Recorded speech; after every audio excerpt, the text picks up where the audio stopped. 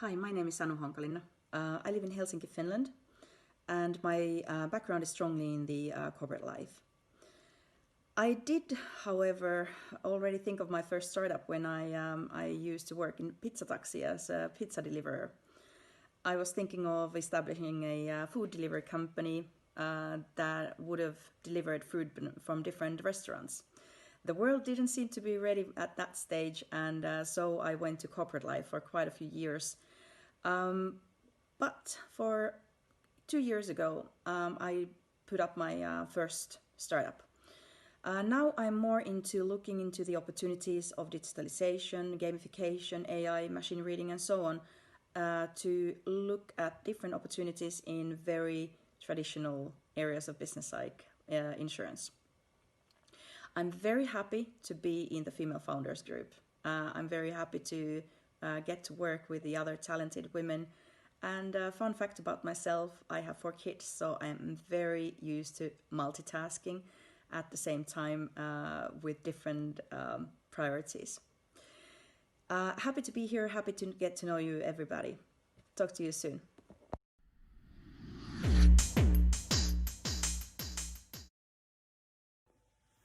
Hi everybody, my name is Miia Khan. I'm the CEO and the founder of Eventual. And Eventual is a crowdfunding platform for event generation. The idea for the company came from a very personal need. We wanted to be able to experience more inspiring and interesting content when we go out. And at the same time, we wanted to support the culture and event scene by introducing a new innovation for the industry. And I think I've always been an entrepreneur at heart, and I've been lucky to have an opportunity to work as an entrepreneur in the fastest growing consultancy in the Nordics, where I worked for 13 years as a partner and a director. I enjoyed every moment of it. And now it's time to create something new, a new journey. And I'm super excited to be on board with the Accelerator program, and looking forward to meet like-minded people and figure out the next steps in this new journey of ours. Fun fact about myself is that I've been a TV presenter in the past. There are other facts that you will find out when we get to meet. And see you guys soon. Bye.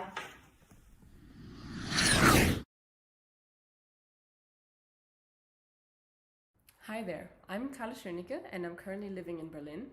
But I've also lived in Latvia, Finland and Spain before, and even for 2 months in Italy, where I volunteered on a donkey farm. And believe me, having trained donkeys has taught me one thing. You can basically throw anything at me, I will handle it. Becoming an entrepreneur was never really anything that I'd consciously decided. Somehow I knew I had it in me. Whenever I had an idea that I believed in, I just went for it and didn't ask for permission. What really excites me about being a tech entrepreneur is that you have this huge possibility to transform the world with a software product, to create a product, software, technology that really benefits people, that frees them from boring, repetitive tasks and lets them focus on being creative, on being human. So currently I'm working on an idea about synthetic data, and one possible path would be to create bias-free data sets to train AI models, and the other path would be to create huge testing data sets for big complex software systems, so we would know how they react and also whether edge cases would bring them down in production.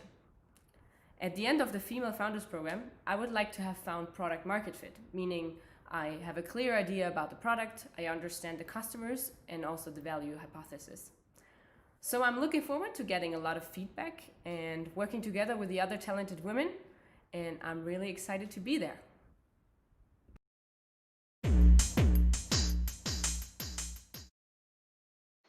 Hi, I'm Hanna Kekkonen. I'm a female founder. I'm working on an idea, Pillar. Pillar is transforming business-to-business customer experience, enabling digital customer convenience. Fun fact about me is that I'm actually a musician. I have been practicing a lot the violin. I play in Neustadt Symphony Orchestra, and the musician's business model is to share and give joy to others.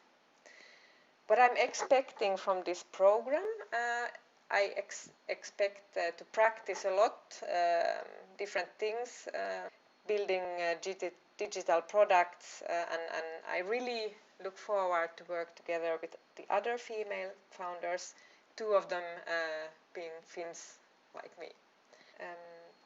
Pillar is about actually twisting a little bit the traditional customer service setup. Yeah, Pillar is the name of the brave heroine in Hemingway's novel, For Whom the Bell Tolls. Maybe Pillar can be also a support pillar in your company.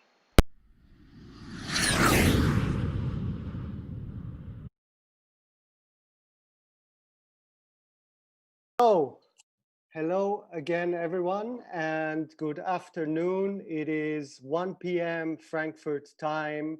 We're Accelerator Frankfurt.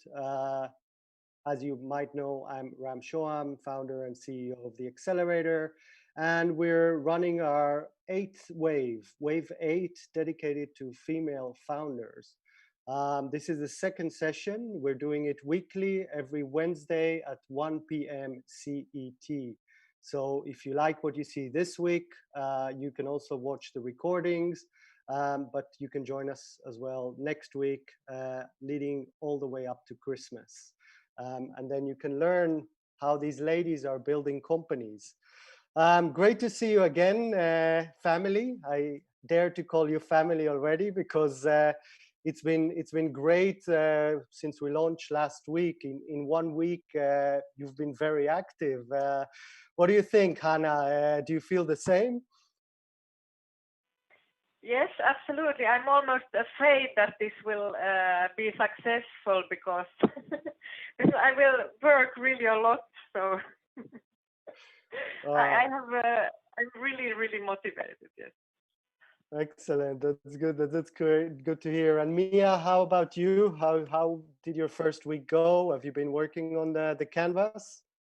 Yeah, it's now actually I love to be involved with this group because it feels that I actually have a real workplace, because indeed it's my second week and now it really feels that things are kind of like becoming more concrete and I'm getting a picture what to do next. So I feel really good, super energetic, and it feels so good to work on something of your own that is a passion project, and really grateful to have you guys and background.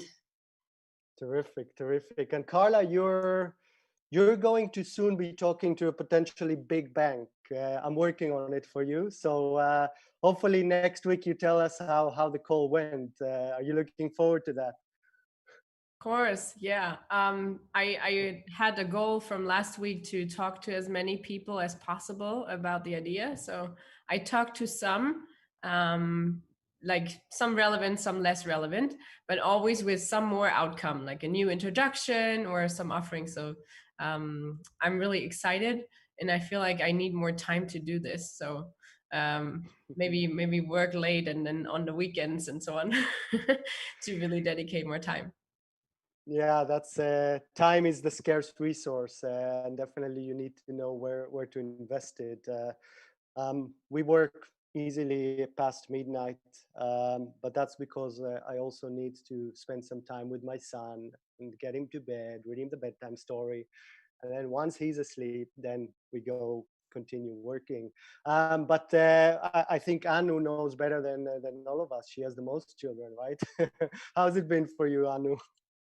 It's been a really interesting last week. I haven't worked so much on the canvas as I was hoping for, but that is due to we got a number of opportunities to kind of open up the discussions elsewhere. So we've been progressing these kind of discussions with different insurance players in the market, if you will. So, but yeah.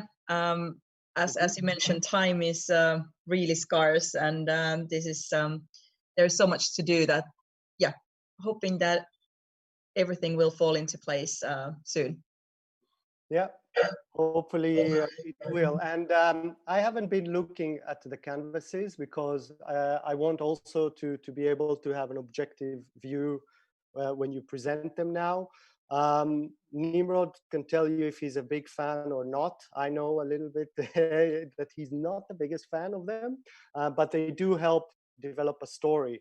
The idea also is nobody can tell you how to succeed. You know, we're not experts in the field that you are working in, but we did. And when I say we, it's the accelerator. Nimrod's one of our mentors. I'll introduce him in a bit. But we did work with many more entrepreneurs than the average person worked, and we've seen many mistakes and many failures. So while we cannot tell you how to succeed, perhaps we can guide you in the right direction, perhaps not to make same mistakes that we've seen done before. But without further ado, it's my honor to get Nimrod here with us. It's very difficult to get your hands on him. The guy's just extremely busy. He's one of the first entrepreneurs I had the pleasure of working with. And maybe it's beginner's luck because, yes, he's one of the first entrepreneurs and also one of the brightest that I've met. And throughout his career as an entrepreneur, I can say that I've learned as much from him, or maybe even more from him than I could have given back to him in the early days. So Nimrod, please give us a short intro. Welcome. Before we went live stream, you depressed us that you're in Tel Aviv and it's 27 degrees and sunshine. So we're very jealous. At least I am very jealous. Thanks, Ram. Yeah, so pleasure to be here, and obviously I love supporting startups and supporting Accelerator Frankfurt and trying to help ambitious people succeed as much as I can. Obviously, it's not that much, but if I can give you like my 50 cents, or if you even take, one insight out of this session, I did my job here. A bit about myself. I'm 29 years old, from Israel, serial tech entrepreneur. I've co-founded several companies already. Some of them were quite successful, other ones were not that successful, which is part of the journey as well, as you all know. And yeah, and I'd be glad, to hear your ideas, to see the canvases, to talk about them a little bit, to try and extract some insights, or try to narrow down, focus things, talk about the problem, about the solution, the market, go to market, those kind of stuff. And yeah, I'm all in for you. Try and help. Nimrod, and one more thing, I hope we can say this on live stream, but can you tell us a little bit about your current startup? Because I want to be part of it somehow. Sure. So I actually have a special virtual background for it. So I'll just, going to wear my costume just for that pitch. It's and then I'm upside going to down. take it down. So yeah, my current startup is called daily.dev. It's a browser extension that makes it extremely easy and simple for software developers to stay updated on the latest tech and programming news.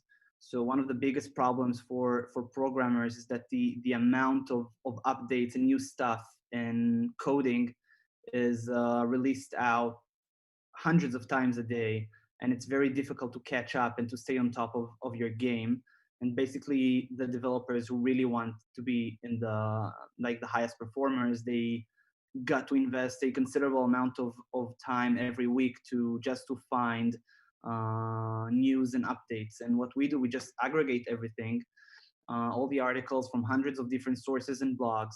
Then we throw it into our feed, which has a community of 50,000 developers that are constantly ranking the feed and saying this is more important, this is less important, so that when a new developer comes, they just at any given moment just see the most interesting thing out there.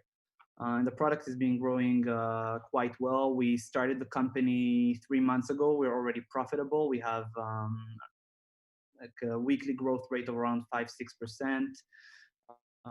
50,000 daily active users. Weekly active is a bit higher.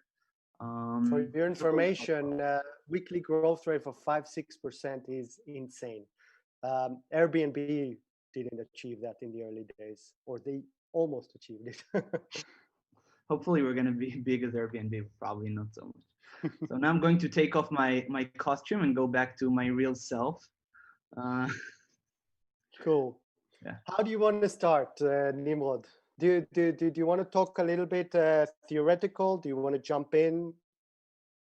I think the best way would be to go an idea by idea and just talk a little bit about it, and through the pitch and through the canvas we can raise up or some important insights would just raise up, and I'll try to give some examples and some tips on how it can be improved, or if it's perfect, so it's perfect. But yeah. Excellent. And very important, let's all be active. This will make me very happy.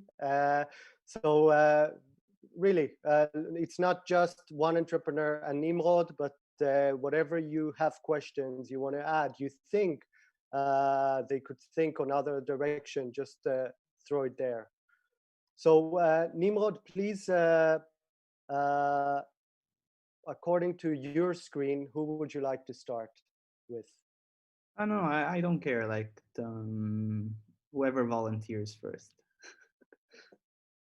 Who's going? I love this. I can just go first. Yay, Karla. Yeah, okay. Let me share my screen. So while you're doing it, Karla, give Nimrod your 1 minute who you are, a bit about you, where you are. Who I am. Okay. I started working in the Berlin startup scene 10 years ago. I have worked in product for the last 4 years, different other roles before. Right now, senior product manager, currently at Sauce Labs. They're into global software testing platform. I'm super passionate about bringing more diversity inclusion into tech scene because they're totally lacking that. In my free time, I love to do so many things. I can't even count them. But one of the things that all the others already learned about is that I did an adventure in Italy some time back for 2 months on a donkey farm. So I get adventurous sometimes. Yeah, that's probably about it. And I'm super passionate about languages. I lived in Finland for a year. I learned that and some other languages as well. Not Hebrew yet. I tried it for a few days and it was a little bit hard. So I think just so you know, if you head to Tel Aviv and you catch up Nimrod, basically you will know the whole startup scene in Israel. So you're already very well connected by knowing Nimrod. Yeah, I only do those tours in Hebrew. Just kidding. Oh, okay. I think Ram, you have to allow me to share my screen. Currently, I'm not. Okay, I'll make you a co-host, and I'll make all of you a co-host. Okay, go ahead, Karla. Okay, share screen. This one, share. All right, so you can see all that. All right, so the idea is synthetic training data for AI models, and the problem that I saw is that the training data sets for AI models, they contain bias, and then on the one hand, companies suffer from the reputation damage, and maybe they also face legal fines because of that. And on the other hand, the bias in AI models, they discriminate people. So you suddenly have software out there that is excluding people on a large scale. That is the problem that I discovered, very concise. And then the alternatives are that either manual data generation, so you try to eliminate the bias manually from those sets, which is super, super hard, and hardly anyone does that or cares about it. And there's some other startups that already try to do part of that to generate data and partly remove bias, but not with their main focus. So that's what I found as the existing alternatives. And the one that I'm suggesting is that you have an automated analysis of those data sets, and then you create a synthetic synthetic data set, which is corrected for that bias. So I still need to type in here. Data set. So that is the whole idea that I had. There's one part, and the other part is about testing data for systems. So I have made actually 2 canvases. So it's called synthetic test data. And there I saw that test data that is used to test software system, it needs to be GDPR compliant. So there shouldn't be any personally identifiable information in there. Otherwise you have a reputation damage and also financial risk as a business. And test data needs to also contain edge cases, so you have increased confidence in the reliability and stability of the software system. And you also need large amounts of data, which are expensive to test your systems. And especially if we see the digital transformation going on right now, and a lot of IT legacy that needs to be moved for, like in banks and insurances, to a new system or split up in microservices. There's a lot of testing that is needed, but they have this issue with the compliance. And again, the existing alternatives are you can just write scripts to generate the data and fill the databases, and that's highly manual as well. Or you have some competition here that do parts of that job. And yeah, the solution, as I said, is like to do the generation of big data sets for these testing automatically by an AI, and also learn on the original data to find edge cases that could then be used in the load test. So you have edge case testing and load testing combined. All right, let me ask a couple of questions. So Yes. who's your target customer? Yeah. So I think those companies that are really big and have IT legacy systems and need to move it now to become more modern, to become scalable. That can be big e-commerce companies that are around for longer. It can also be big banks and insurances that have more GDPR compliance issues and really need to be super, super secure. So these larger companies and or institutions that have IT legacy systems and need to move those or test new systems. I think we're using a little bit like general terms here, like, you know, systems and compliance and companies with data legacy. Can you perhaps, you know, give some kind of a very specific example that would be, you know, the dream scenario for you, for a case that you can describe who is the customer very specifically, what's the problem in detail, and how your solution, you know, solves it. Yeah, so I mean, the reason why I came across this problem was because I saw it firsthand myself in my past company. So it was a fintech. It was 11 years old. We still had a monolith from the first days. And then they want to split up this monolith into microservices. And doing that, they actually had, they actually made it manually. So they had all these scripts and so on. And I saw this could be automated and done faster and more reliable. So that's where my idea comes from. So that, like, really, that's the how far I can narrow it down so far. You need companies that are big enough and old enough that they have these old IT systems, and they have to have the need that they want to have new IT systems and carry that over. And I have the feeling that a lot of companies are undergoing that change at the moment because there's so much new technology coming out that they need to adapt those new languages and technologies. And like this testing is necessary in order to see whether their software still works after the migration. Tell me, Karla, quickly, why did you make 2 canvases? I didn't understand the split, the difference. So the difference is maybe zoom out a bit again. Yeah, I can do that. So the difference is this one is test data. So you have data sets that cover edge cases and are for testing software systems. And then you have training data for AI models where you just remove the bias from data sets and then use it for a different purpose. Mhm. And I think what we should get to, and perhaps Nimrod is trying to do it the smart way by letting you come up with it. But don't forget all of us here. We're all startups with limited resources, and perhaps Nimrod, take it from here. You know what I'm going to say.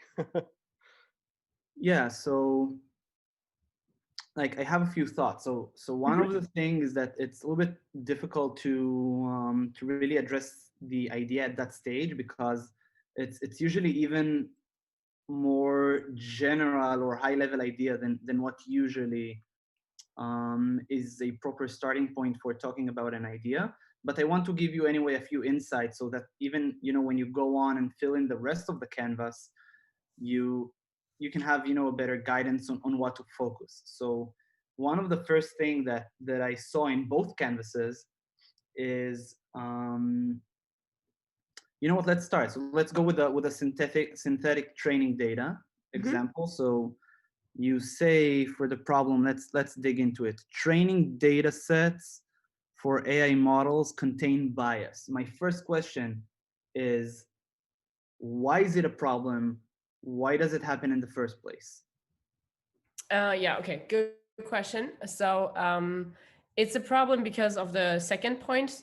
So for example, the Apple Card suffered huge reputation damage, or at least like bad press about it, and customer complaints. And then you And why is it a problem? I'm gonna be very tough. Like why? First of all, like the I acknowledge that selling diversity and also like that's why I put it too, because this one is not so like it probably there's not such a high demand. I know that because people in general don't care so much whether there's bias at the moment. I think with all the AI and ethics discussion, it becomes more and more of a problem where actually there will be legal frameworks where companies have to prove that their data sets are bias free, that they let their software learn on. So we make sure we don't discriminate people through software. At the moment, it's a little bit early. That's totally true. yeah. And they contain bias, these data sets, because it's just like the way how our world right now is. It's biased, and you have these data sets. And it wasn't a big problem as long as they were just stored in databases. But now that they're used as a base to train models and have them decide for something, and you don't have the human decide anything anymore, then you have the situation where it becomes difficult. What was, Karla? What was the exact problem with the Apple? Oh, the Apple Card. So the Apple Card gave women, all women that applied, however good their credit score was, gave women a 20% less credit frame, just because of their gender. And then, of course, like there was, oh my God, how could you do that? And they need to Totally, that's specifics. Absolutely. Now I'm starting to get it. And did Apple suffer from any fine or any decrease in revenue turnover of that product due to this problem?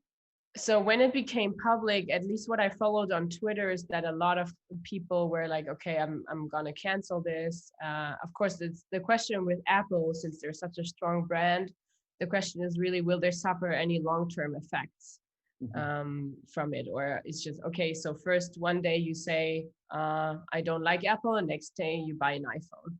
So that's, of course, like customer behavior at the moment. But when it was done, and it was public, I think there was some thoughts about whether it would be possible to sue Apple or stuff like that. So nothing happened, at least with Apple not. I imagine for small and medium companies where they have less resources or less brand awareness, if that happens to them, could be different story. All right. So my first point that I want to start opening our minds to is that having a problem is not even sufficient to get us started. So oh yeah, I know. like once we identified a problem, we have several steps that we need to take. For instance, we got to make sure that this is an actual problem and not a symptom of a bigger problem that we're trying to solve. That would be one thing. The other thing is that, is the problem even worth solving? You know, there are tons of problems out there that nobody is interested in solving, right? Nobody at least is interested of paying for a solution to, even though they exist. And sometimes they can even be huge, but nobody is interested in paying for them. So as No, long as I, like, you know, I have thought about all this questions before, and I think if you go through the canvas and follow an instruction, that's exactly the questions that are written in there.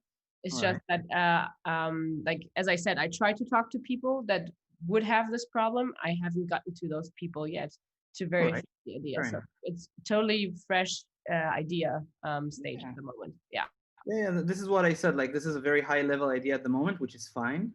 And like the thing that if I were you, I would try to at the first stage to narrow down. Let's say if you look at the whole space, so you said it's companies that have data sets that are biased, and it has a potential to harm their reputation, or to even cause some fines or whatever bad impact it may have. But out of this very, very broad spectrum, there are probably companies who would suffer more than others. And those companies, or even, it doesn't necessarily need to be companies, it can be like entities who own a specific data set. You can focus on healthcare data set, on financial data set, but even within financial, it can be like you mentioned, like credit scoring, or it can be fraud detection, whatever. I don't know. It can be like, you know, it can be very, very specific. And if I were you, I would try to find out what data sets have the biggest biases.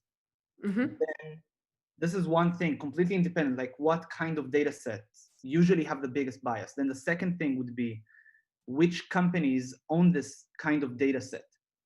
And the third thing would be another completely independent factor, which companies are suffering the most due to consequences that are related to data set biases.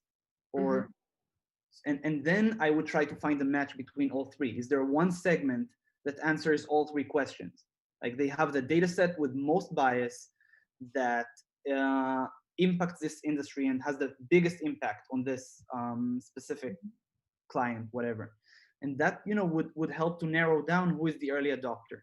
And once you have, even if it's a vague early adopter, you can say, you know, it's a player in the financial sector, medium to large enterprise, focused on credit scoring, and they suffer from fines for discrimination in credit scoring in England. Okay.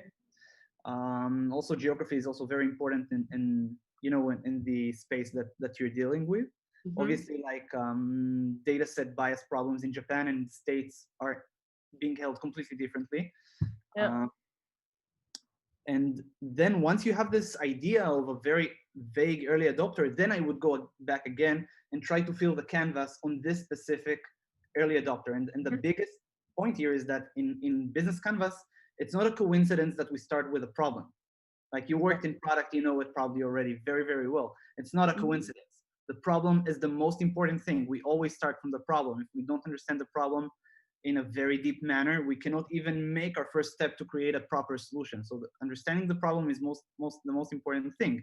But the thing here is that problem doesn't just exist in thin air. Problem is associated with someone or something, or some kind of a segment or customer or entity that has this problem. And we got to understand like the nature of that entity and the nature of that industry and the nature of that segment and how it's affecting the problem. It's like a two-way relationship.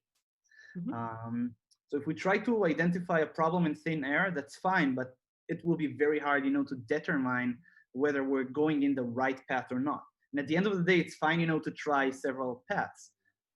It's just a matter of how fast can you narrow down to the segment that needs it the most, and that way you can save your time, you can save your resources. You know, time, as Ram said, it's you know, it's of the essence. Like we don't have enough time, and we cannot recover time that got lost. right? The very first thing that I would try to touch here is, you know, this two-way communication between who is the ideal customer, what is the problem, then revisit, does this ideal customer has the problem, is this problem really applicable to this ideal customer, and go back and forth until you find some kind of an idea, and then fill up the canvas again and try to validate it. And hopefully, like in the next stage, it will be, you know, actual validation with real customers that you go and ask an interview or whatever. But putting the problem in thin air, it's good as a starting point. But yeah, I'd like, you know, to hear your thoughts on it as well. Yeah, I mean that's exactly the work that is ahead of me, to figure out which person would actually be willing to pay something for what kind of service. Yeah. All right, makes sense, makes sense. And how about the existing alternatives? By the way, existing alternatives and competition is totally different thing. So I wouldn't put competition here. I would put it somewhere else. Existing alternatives is usually, you know, the thing that your potential client or ideal client would do to solve their problem. And if they do nothing, that's also an alternative. If they do nothing, you know, stay away from that problem, stay away from that solution. But if they do something which, sorry for the word, that sucks, or it's not good enough, not efficient enough, this is a very good place to be in. You know, if it's painful and they try to solve it, but they do all this manual work, and you can, you know, turn 1 month manual work into 5 minutes of automatic work. That's a huge difference for many companies. And if your competitors can do that, so the next question would be like, what's your unique part? Like, what's your advantage over them? And by the way, looking at the competition is a very good way to understand like who are the possible early adopters, because they probably also done some research. If at least if they have some business, I don't know the companies that you're mentioning here because I'm not in that space, but probably some of them are quite big. I'm not sure, but probably some of them are. They have Yeah. some valuable Yeah, business. the Deep Vision data by Kinetic Vision, they're like the biggest player. They have existed for like years and years. And then Y data and Sin data, they're like 2 or 3 years old. So, and then I have a whole sheet on the competitors and what they're doing and so on. And what you just mentioned before, like either health tech, that's really big with the synthetic data, and on also financial. So any banks or insurances and so on. So that's they go-to things. So maybe it would also be, I don't know, worthwhile to look into something else. So there's the USP. Yeah, it can also be, by the way, in law enforcement. Mm-hmm. It might sound like, but there's a lot of discrimination in law enforcement, and there's a lot of AI and prediction models going there to try and identify where reinforcement should be made in staff. And so this is another place, you know, where huge population suffers, and the politicians would be happy to pay for less discriminating law enforcement system. But it's probably like a more B2G model, which I personally don't really like. No. For reasons. But Karla, you're in Berlin, you know, you've I got the know. government across the street. And I Perfect live very customer. close to it too. But I think like if you deal with official institutions and government, you have a whole different of setup of the company, and you need, I don't know, cash flow of 5 years probably until they've made a decision. So no, I'm just, you know, trying to open up our minds a little bit, to not go to only to the obvious areas of healthcare and fintech, which is great, but you might, you know, experience there a lot of competition, very sophisticated customers, whereas in other areas which might not be as big as healthcare and fintech, you might find niche markets that have a huge problem and that would be extremely eager to pay you, because all those big competitors completely ignore those markets. At the moment, it's not even big enough for them, but you can leverage it to create success stories that then you will use to penetrate and to go after your competitors in the larger markets. You know, try to think also about smaller markets. That there's nothing wrong with that. Okay, thank you. So, Karla, what I will do anyway, I usually do after the live stream, I watch the recordings again and I take notes. So the good thing is that we have the recordings. I didn't get a chance to write down Nimrod, what you said, that she should look at, there were 3 things, I think, which I wrote it down. you wrote it down. Yeah, Do you yeah. want to summarize them? Which data sets are most biased, I remember? Yeah, which one have the biggest bias, who owns that data sets, and then who are the companies that suffer most to these things related to bias. Yeah. So okay, then we'll need some brainstorming. Probably, I think next week we have the Deep Work Studio workshop, and that's more brainstorming. So we can bring in all the forces together and come up with some ideas where to head there. One very important thing for any startup, and I learned it on Wave2 of the accelerator, is it's not a good idea to start with 2 canvases. okay. As a startup, limited resources, and what Nimrod is trying to get you now is really to use your limited resources and focus. And we talked a little bit about the roadmap to financing the startup. In order to go from one step to the next of financing, you need to show consistent growth, consistent paying customers. At the end of the day, we're building companies that, in order for them to survive, you need somebody to pay for it, for the product. So even if you start with a small customer, a small client in the beginning, as long as you're starting to show you have growth, more of these customers come, then you'll be able to get to your next financing round. You're getting some traction, and bit by bit expand to the bigger markets. Good.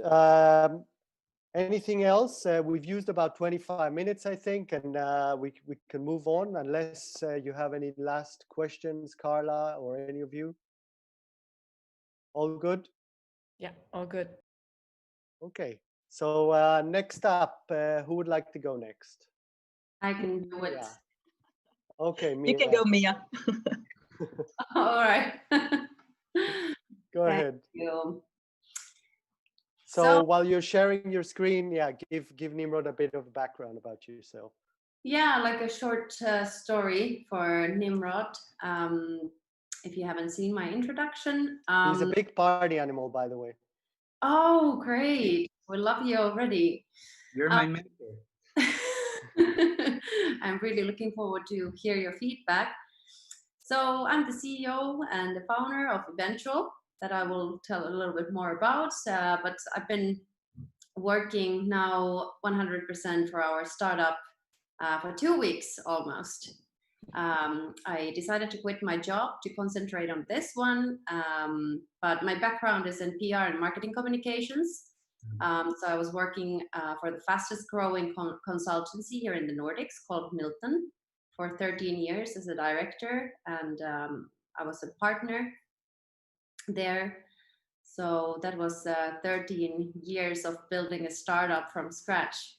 We were a small team when I started, and it quickly became quite big, and now it's, I think, biggest agency in the Nordics. So my background is there. But now this is a completely a new beginning for us and me. So I'm going to share my screen so you will get to hear a little bit more about us. So the She's name following her passion in electronic music. just wait a second. I will have to tell my son something quickly before I can start. Wait a second. Can you see my screen? Yes. Yes. Yeah, sorry about that. My son came here to make some snacks, and I asked him to come back a little bit later. So our name is Eventual, which is also referring to our business idea, which is strongly focused on events. Not producing events, but helping the event industry that is struggling. And we were talking about how important it is to acknowledge the problem. So let's go straight to the problem. And the problem, you can kind of like see the problem from 3 different perspectives. Because first of all, the idea was born from a very personal perspective as a consumer. But let's start the problem from the venue's perspective. Not only because of the COVID, but we do know that everywhere around the globe, the event industry is struggling. Right. Because venues are competing of people, and you are totally depending on the crowd. And to be able to attract the crowd, you need very interesting content so that your audience is following. And it's really risky for the venues to book an act, whether it's a stand-up comedian or if it's an artist or DJ or whatever the content might be.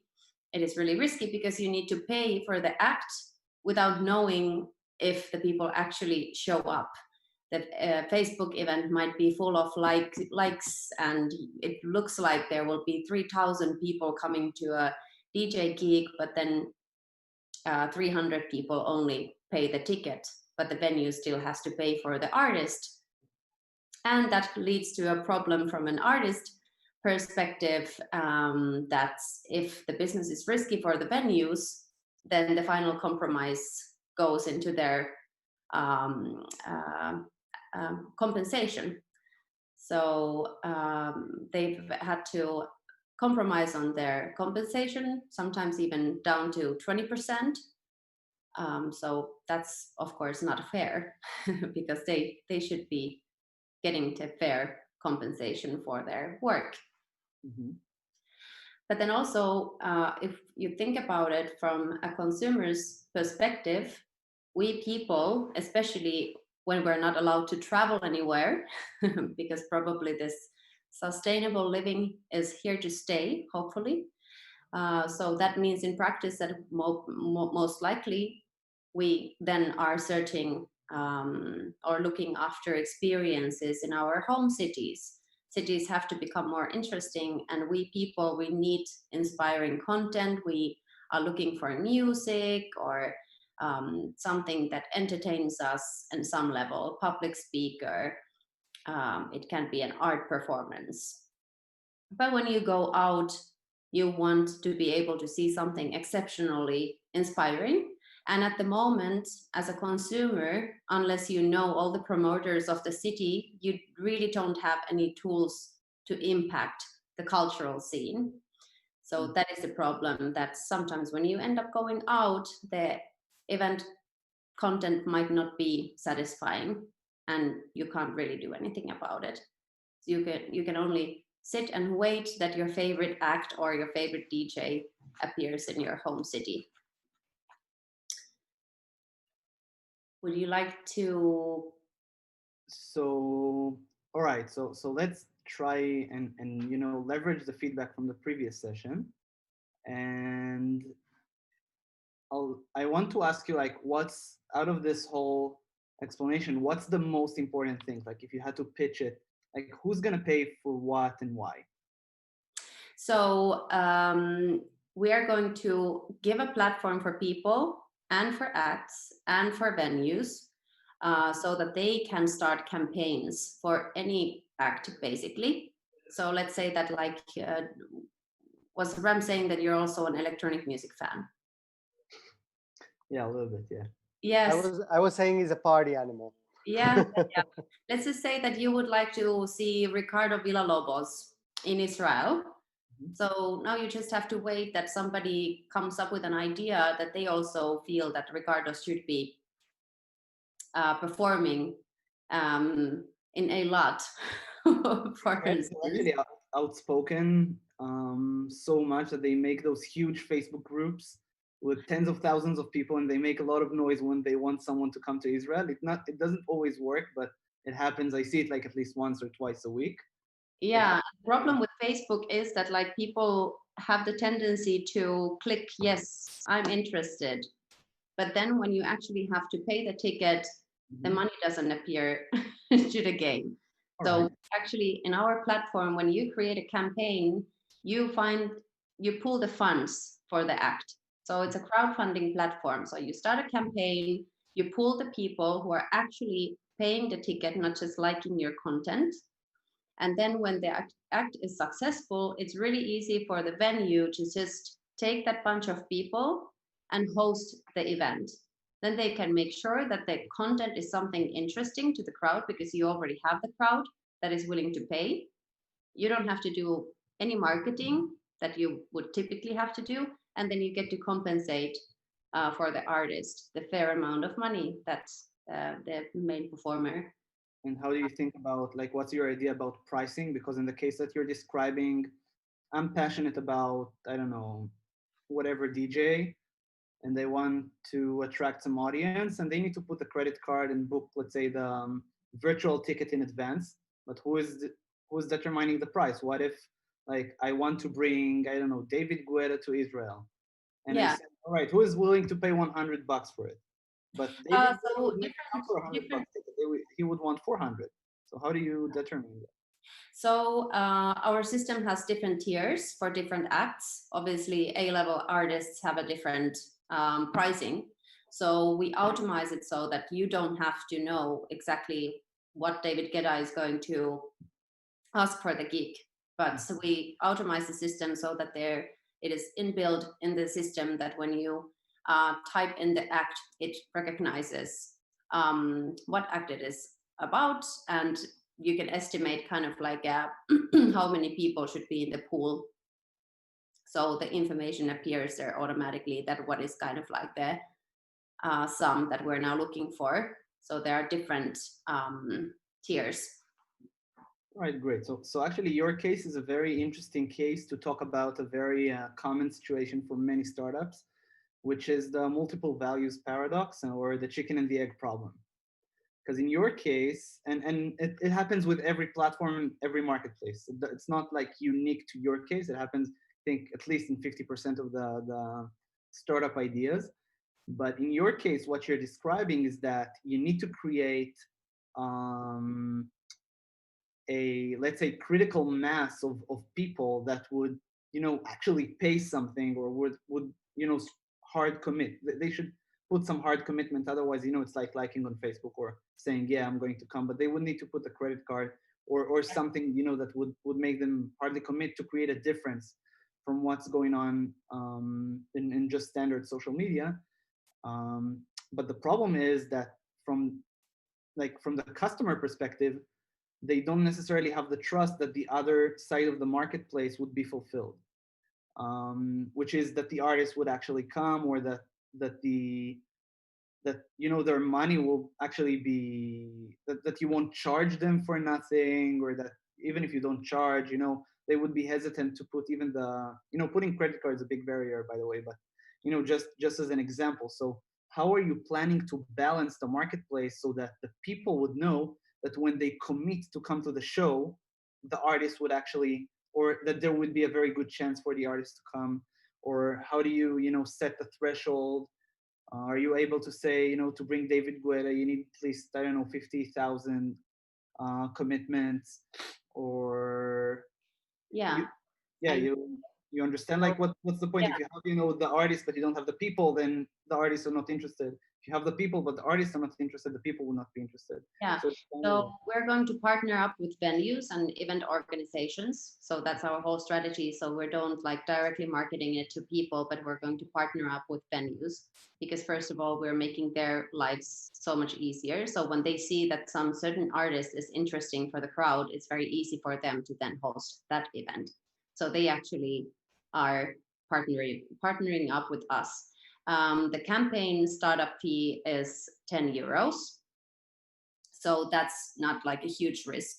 And if you're a true fan, I would be like all in paying that 10 euro fee to get my favorite act in my home city, if that means that I don't have to travel to Berlin, to Berghain, and pay for all the hotel accommodations and stuff. Then the person who is supporting the campaign only fills up the credit card information, but does not pay. Only if the campaign is successful, the payment goes through at that point.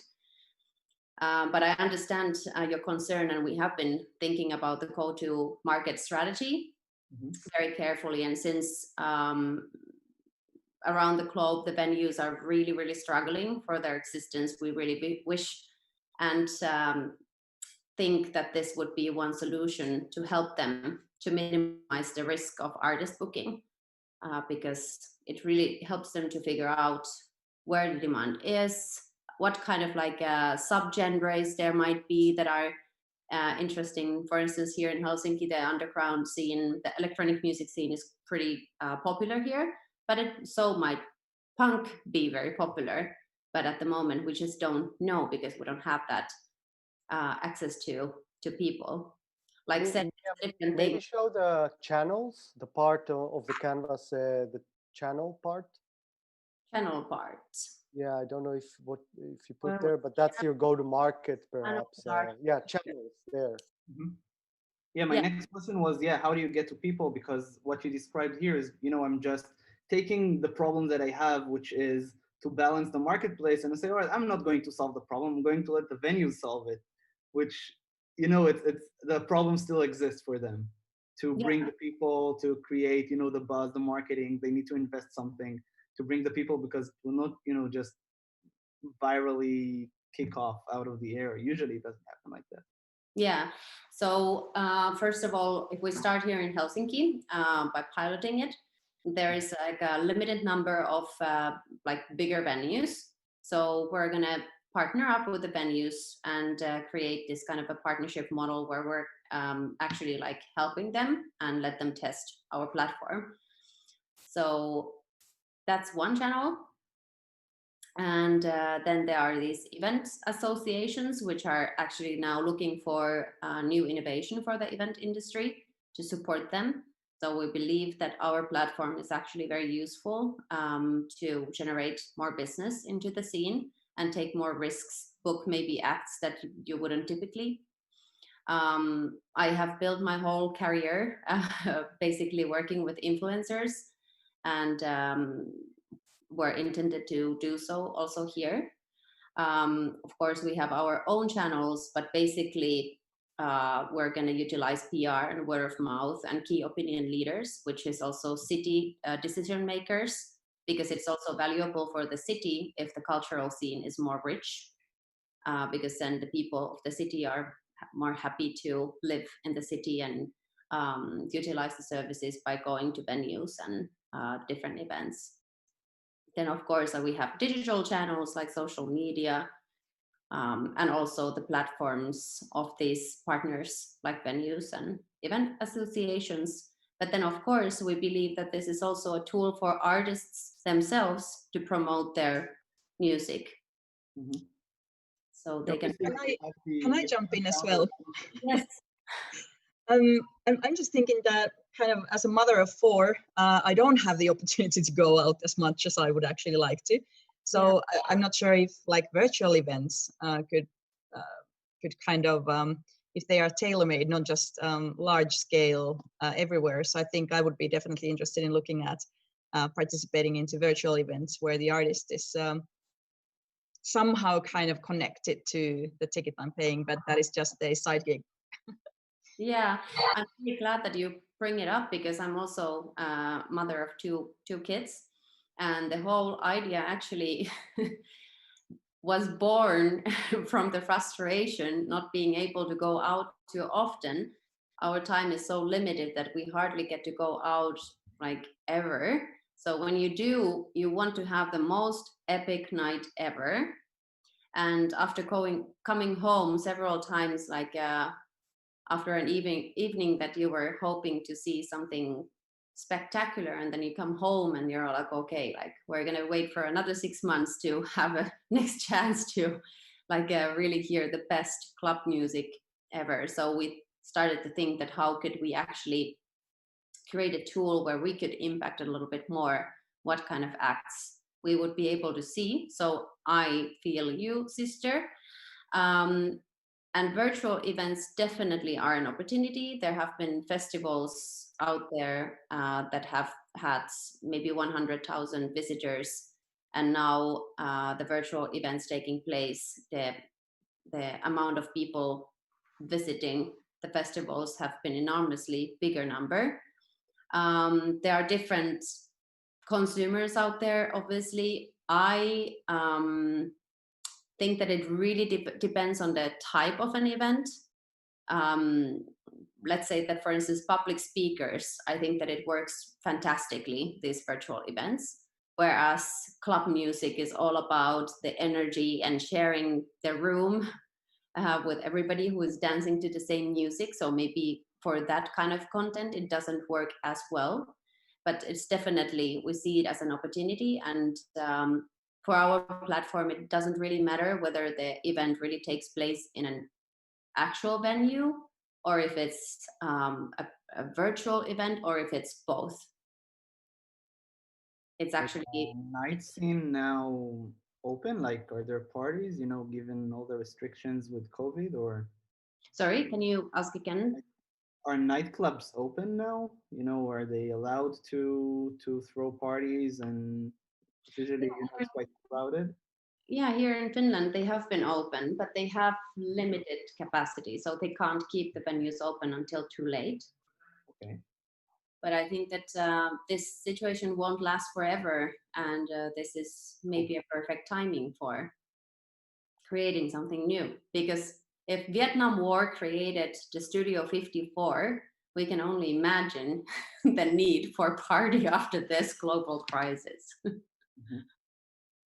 So yeah, I think it makes sense to start from a very narrow geography with a very narrow audience where you can create several success stories, because that would be, extremely important to establish your brand, establish the credibility of the platform. Yes.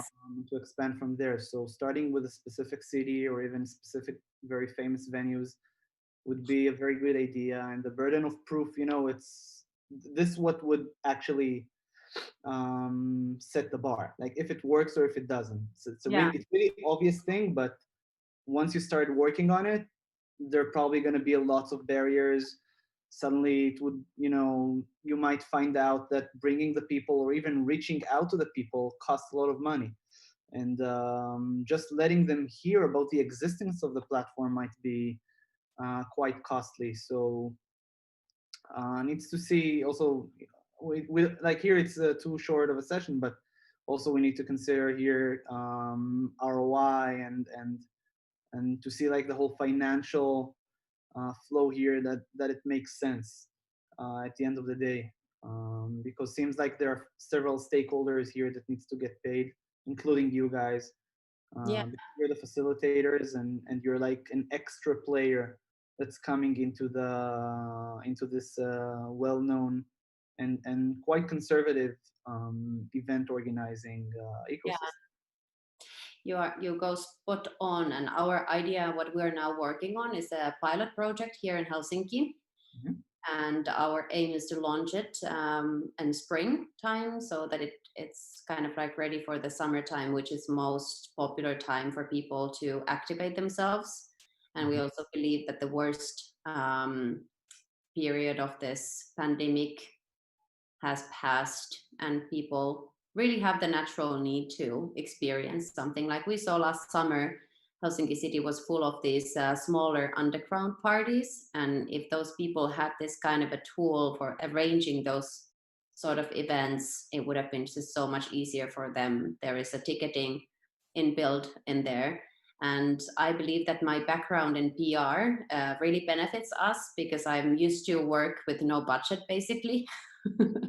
That was always the case. Actually, Miia, go through the unfair advantage, because I think that's a pretty good advantage in this case. Yeah, of course. Yeah, so our unfair advantage, one of them is our superb network. Having been in PR industry for nearly 15 years. We have a very, very good network with the potential partners. That makes it really kind of like effortless for us to approach them. And knowing what they're struggling with, we believe that we're kind of like bringing in some hope. We believe to our go-to-market strategy strongly by building this community, and our plan is to also giving back to the event industry. So we have been contemplating on a thought of like giving certain cut of the profits and giving it to our partner organizations so they can help the acts. I'd be very happy, to hear about the pilot results. Obviously, you have the infrastructure in terms of the ability to spread the word, which is extremely important in marketplace creation and marketplace balancing. So if you have a very strong hold into one side of the marketplace, that's a very solid position to start. And I'd be happy, to stay in the loop somehow and to hear about it, because it's a very interesting idea. And I'm happy to get all the feedback. So if you come up with something, some loophole that we haven't figured out, we're happy to hear. So what most things, I mean, the devil is in the details. Like in the high level concept, I get it. In the lower levels, I still can't really understand how are you going to balance the marketplace. But I do see that you are well aware of that topic that needs to be handled. So you probably have answers, but it's too short of a session, to go into the nits and grits of the whole thing. Yeah, but I strongly believe in our team, because we have very versatile experience in our team. We have a developer, we don't need to hire one in our team. We have the marketing and brand and PR knowledge in our team. So we believe that it's the idea is in good hands, but you are right, the devil is in the details, and at the moment we're working on finding out all those little details. And that's what all of you are going to need to really get accomplished in the next coming weeks. Building an investor deck. I will share with you some ideas, some examples, and obviously how are you going to monetize this?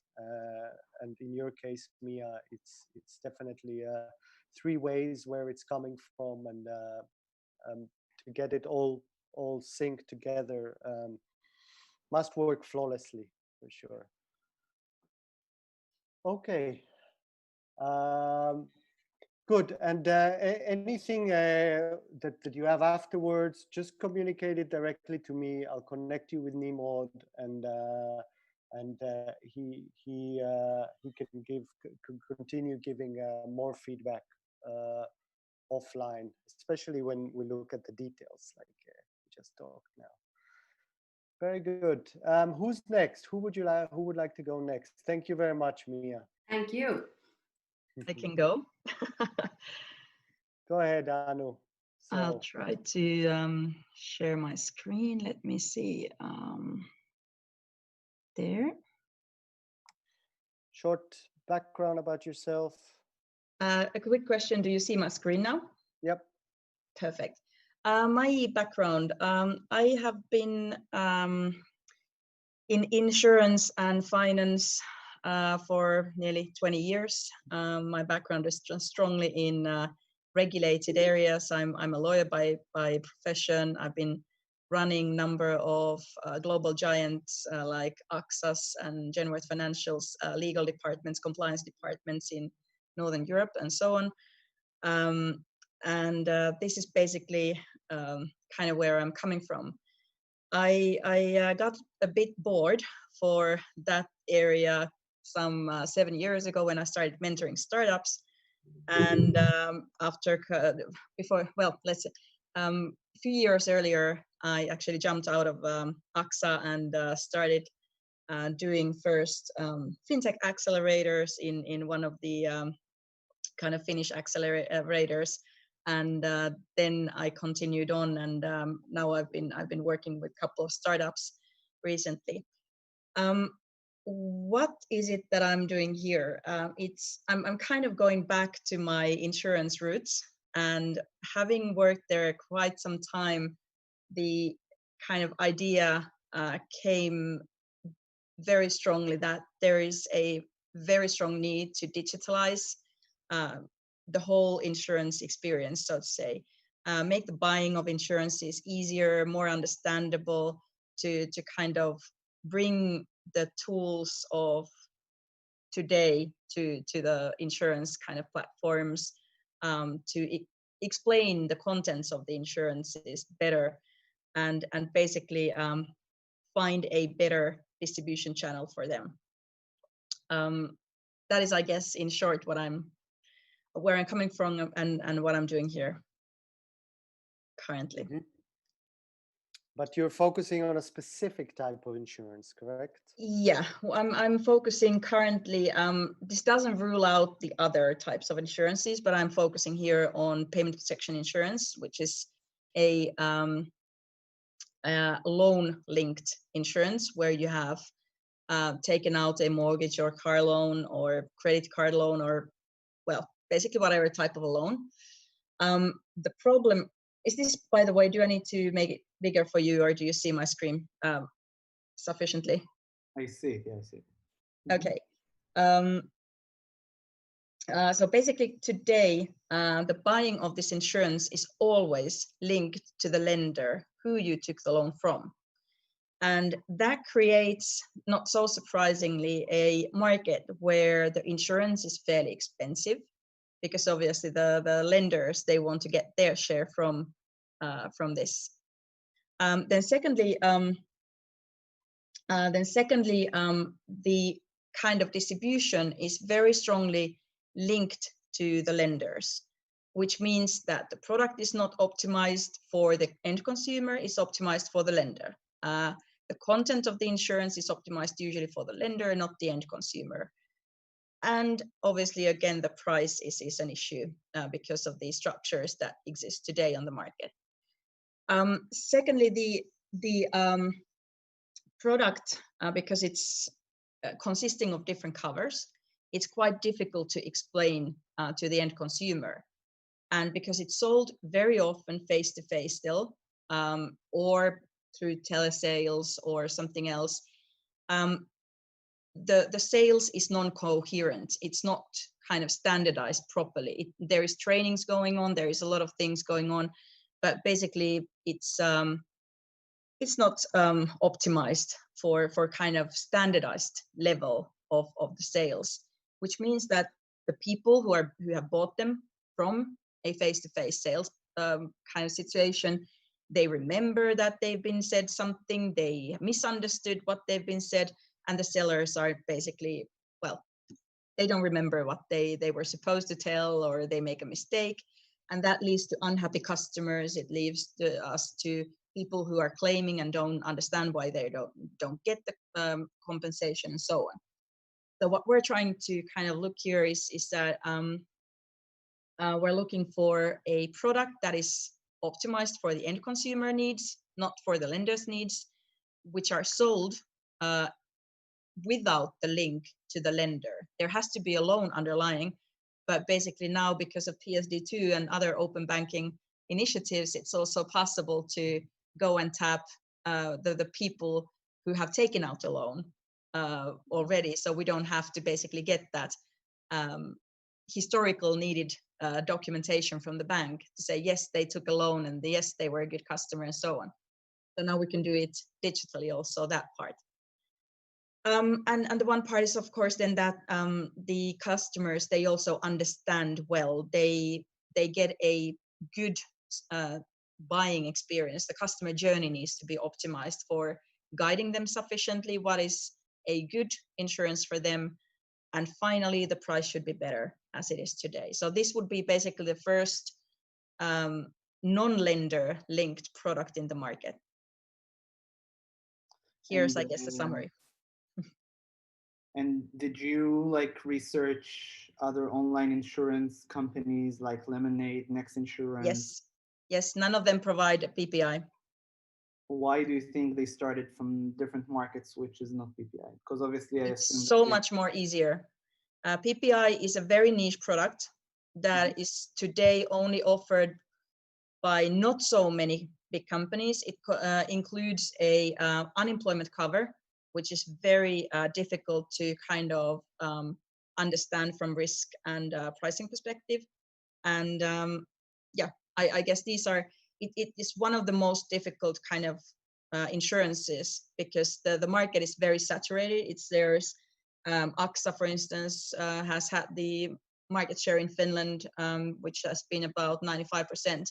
So it's very difficult for others to actually come to the market because it's been lender linked. And if the distribution channel is already taken, it's difficult for the others to actually come to the market. how much like percentage of like if you take all the premium that AXA is charging a year, like what's the percentage of PPI policies? It depends. They are split into different kind of companies and so on. So for some companies, this is the majority of it. And if you take others, need to be a bit careful. So I'm not saying anything that I'm sure that I'm not allowed. So basically, let's put it that way. The companies who are doing PPI insurances, they get a lot of it from kind of their business is a lot around the PPI because, as I said, this is fairly complicated insurance piece to manage actually. I'm not sure if this answers your question properly. Or how big is the PPI market? It is very big. If you look at, what should I say again? We're talking about hundreds of millions in the Nordics only. Mm-hmm. And the advantage here is like I'm trying, to narrow down on what's really important. The advantage here is that it's being done digitally, so you can increase your margin, or the advantage here is that you are consumer centric rather than vendor centric. And this is today they don't have any options to go anywhere else except for their banks. So there's no comparison. If you wanted to have anything else that what your bank is offering, they don't have any option because the structures, the distribution channels, everything has been built on a lender-based distribution. So there's basically nobody who offers them a comparative or comparison to what they're getting from their banks. And what are the current like market entry barriers? Do you need to get a certain license to start selling insurance? Yep, but it's well, as I said, I've been doing that for 15 years, so it's not a difficult one to get. So it's that's not a barrier. I guess the biggest biggest challenge, of course, is to ensure that the channel that we have built and thought of, that it actually works. So, but I guess that's we have built a really good plan with the best growth hackers in the Nordics in our team. So I think we should be fairly safe and sound on that also. All right. One of my business mentors told me, I like your optimism, by the way. All of you have great optimism. And one of my business mentor that taught me everything, he told me that optimists and pessimists, they die the same way, but optimists live much better. So it's really, really good that you guys are optimists. So yeah, one of my thoughts here is obviously the question why other companies are not starting from PPI, which you answered. It's very complicated. Then my next question is, how are you going to make it simple enough so it would make sense financially to do it? Because you're not going to be a bank selling this kind of insurance, and you're not going to be with the same structure like AXA is selling. Probably a lot of out sales, in sales, whatever, and a lot of explanation, a lot of real human beings involved in the process. You want probably to reduce the involvement of people in the process as much as possible. And like one question, is it really applicable? Like, can it really happen? Can you really answer all the edge cases? The second thing, would it be still simple enough for someone to just go on a website or a mobile app and to understand while it's a very complicated issue? And then another thing that I was very impressed by Lemonade in particular is that one of the things that really helped them to gain the trust from the early adopters, which are obviously the ones that you're targeting at this stage, or you will be targeting very, very soon, is the fact that they can claim quite easily. So also for me, when I buy an insurance, and probably many others, like one of your biggest concerns is not only what is covered in the policy, but what would happen when I claim and how the claim process would look like. And this is a place where lots of insurtech companies are creating their advantage in front of the consumer. It's a good point. We have a fully digitalized customer journey that covers everything from customer portal, where you can add your cover, you can delete your covers, you can change your invoicing structure. Everything is basically digitalized, including claims process, where you can do everything online. You don't have to send anything. We're aiming for a fully paperless processes. And the good part on what you kind of raised there, the early adopters, I think the Nordic market is really good with payments protection insurances.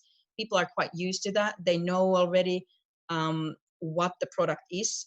They have very often even had it if they don't have it today.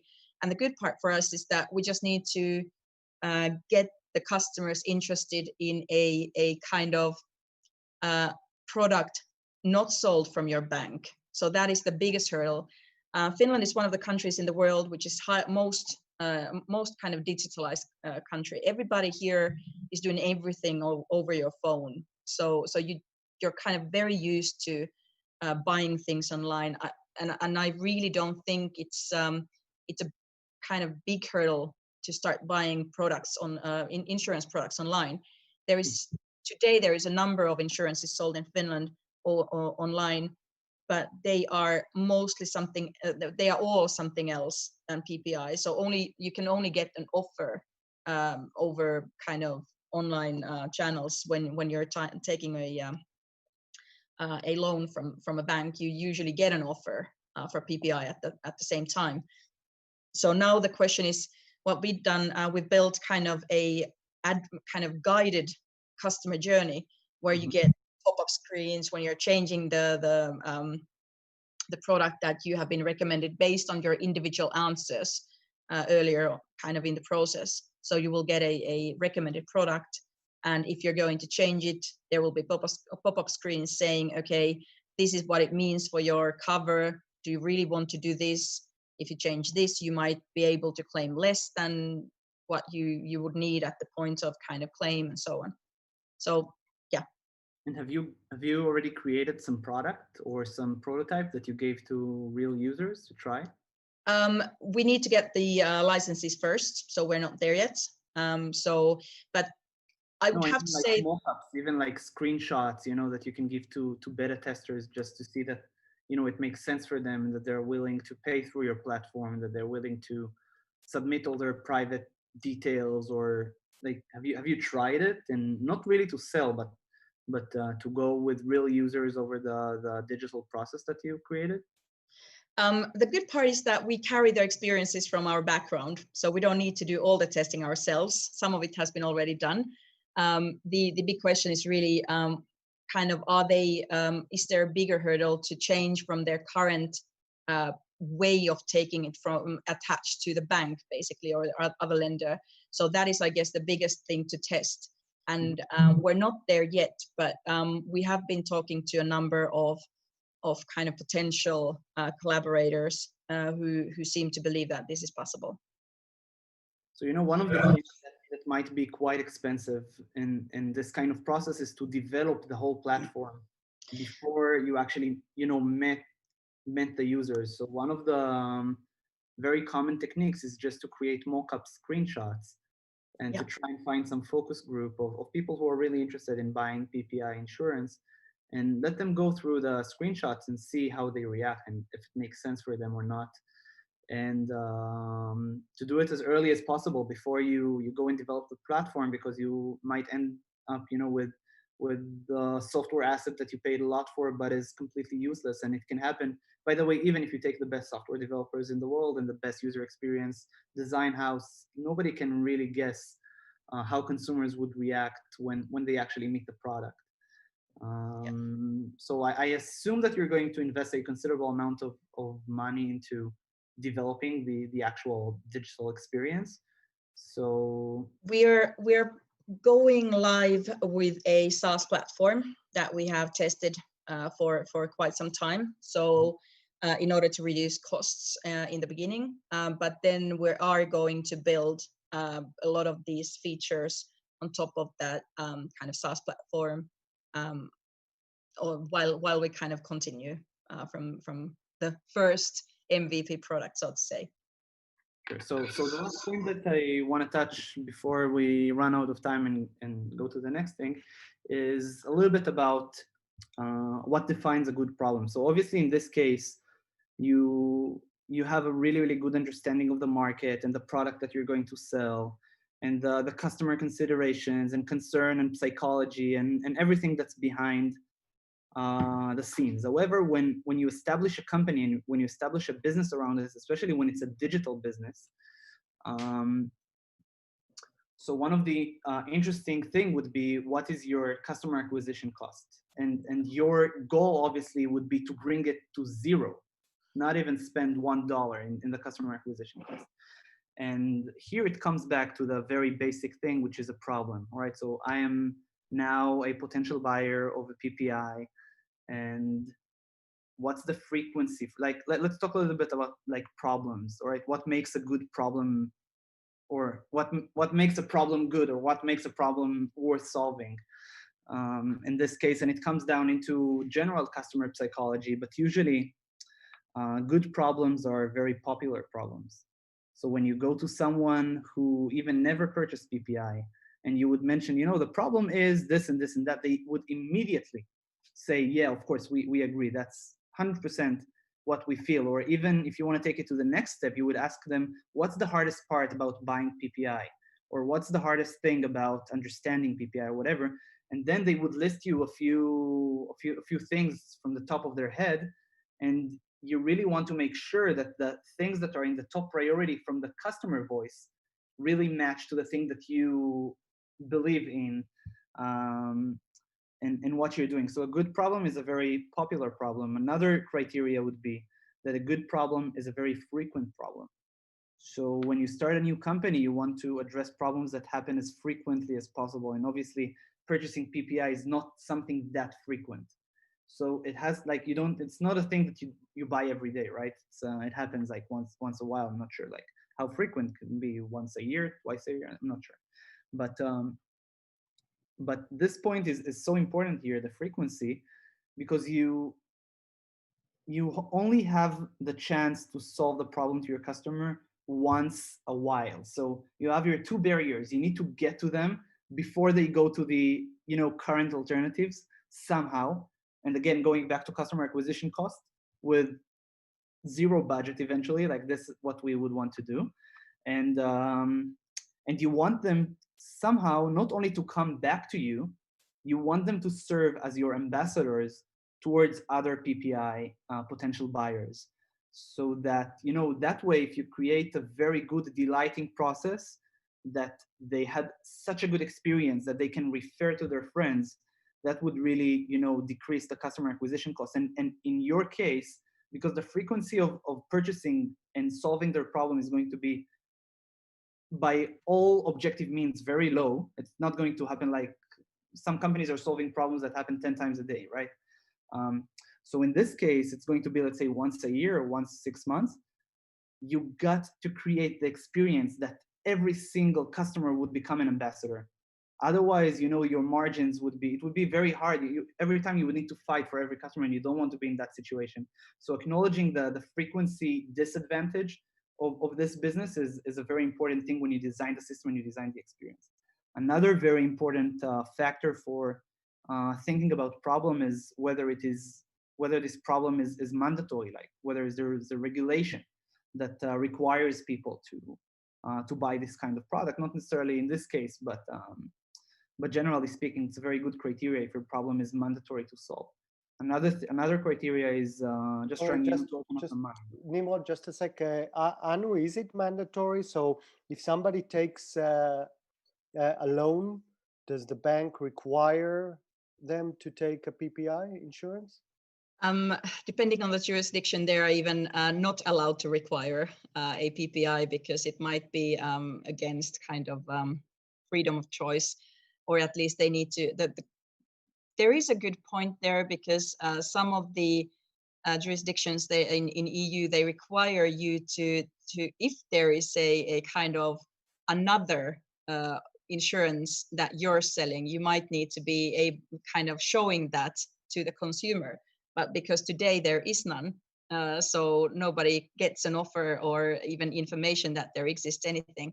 So this is a good point actually, that even if it's not mandatory to take a PPI or by regulation, we might take the advantage of basically being the only other provider in the market, that some of the banks would need to say, okay, here is our PPI, and then there is this other one, and if we're able to put the price lower and keep the covers equal or even better, then that might be a good kind of push. Very good. Go ahead. There's so the fact that it's not mandatory, even when I list like those criteria of good problem is a popular one, it's a frequent one, it's a mandatory one, doesn't have to answer everything. At least about 2 or 3 criteria, it has to be very, very convincing for you, not for anyone else, but you got to be very convinced there. When you think about you're creating another alternative, but there is also the question from the consumer point of view of whether you're going even to exist in a few months or not, right? Because you're not a bank yet. The good part is that we will have to use insurance companies underlying kind of who are carrying the risk. So they will be with good reputation and long people who people kind of know and can trust. So it's more like we are a sales channel at this stage and creating the digital customer journey. So it's more about kind of modernizing the sales and the customer experience throughout the kind of journey. Yeah, sure. That's a really good starting point. Obviously, at some point you would want to write the risk yourself and to own the policy, maybe in a very large scale.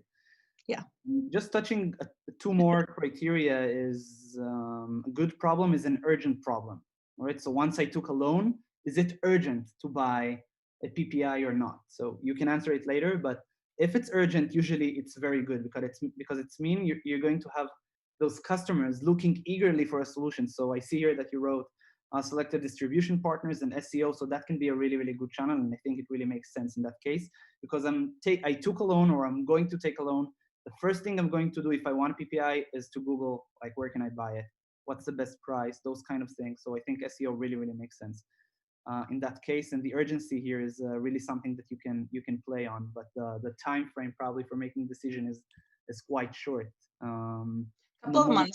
Couple of months kind of after you've taken the loan is still there, but people kind of forget about it if you think about that you're getting a mortgage, you're already decorating your new home, you're thinking of kind of renovations, you're thinking of your curtains, your furniture. You don't really want to think about kind of negative things like what happens if I get unemployed, what happens if I kind of get ill or my spouse dies or something. You don't want to think about those. So it's a bit like getting a prenup when you're getting married. So you're all happy getting married, but you're not so happy to kind of work on these things. So yeah, that's the whole thing with insurance, isn't it? Like you never want to think about the bad things, but this is eventually why you buy it. Exactly. So it's kind of, it's also changing the story a bit, kind of how to consider insurances. What are they for? So that you can wake up in the morning happily in your new house and say, wow, I don't have to care if COVID crisis takes my job. Someone will still pay my loan. So it's turning the story in a good one. Can I just quickly comment?